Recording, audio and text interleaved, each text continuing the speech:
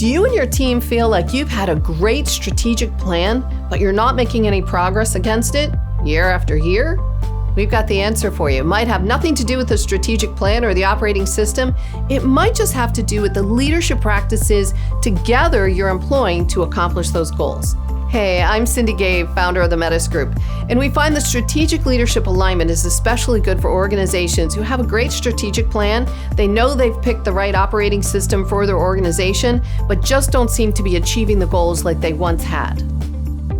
The strategic leadership alignment is especially great for organizations who've already mastered some of the leadership essentials, maybe even done some team things and are pretty strong about their culture, but feel like maybe they're stalling out on accomplishing some of the goals that they're trying to aim for, or that they've got a really good strategic plan. They may have been working with an operating system like EOS or Pinnacle, and they've been making some progress there, and then all of a sudden hit a plateau. And it doesn't mean that the system doesn't work, but it may mean, and frequently does, that the leadership practices that are being employed do not align with what the strategic goal is.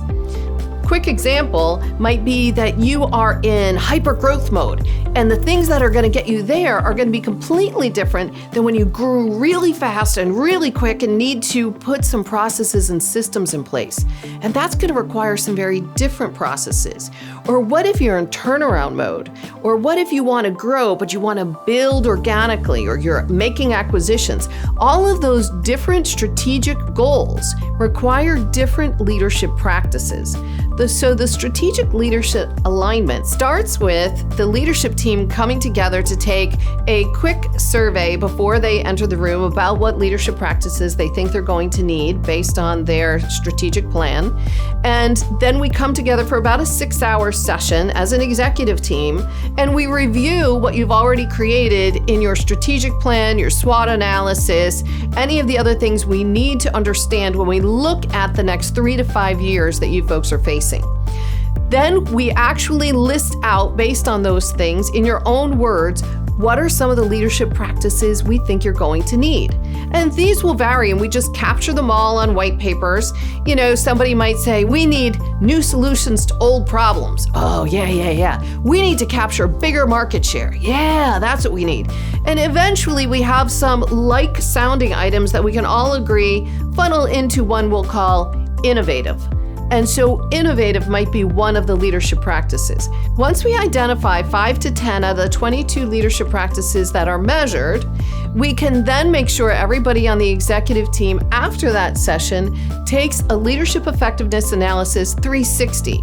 And we're going to find out from their boss, their peers, their direct reports, how others are perceiving the manner in which they employ 22 leadership practices. And we're going to highlight the 5 to 10 and the ideal ranges that we know the organization needs to be in for us to accomplish those strategic goals. So you'll get some feedback relative to what the leadership goals are going to be now.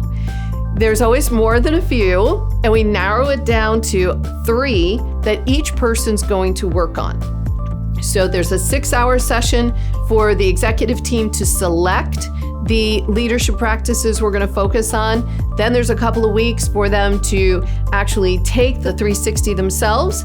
And then we come together for another 6-hour session to review the results and understand how this ties back to that strategic plan. Coming out of that, each member will individually work with a coach who will help them put a leadership development plan together for each of the 3 leadership practices they're committing to focus on. Imagine the strength of the organization and the speed with which the strategic goals are achieved when everybody literally is rowing in the right direction together and working on the same things together.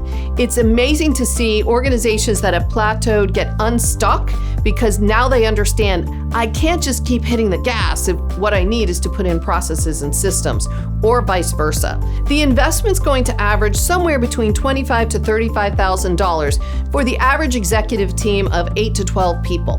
That includes the 6-hour initial session where we're identifying which of the leadership practices we need. It includes the 6-hour session, in-person facilitation when we're looking at the results. It includes all of the coaching and all of the 360s that will be employed during that time.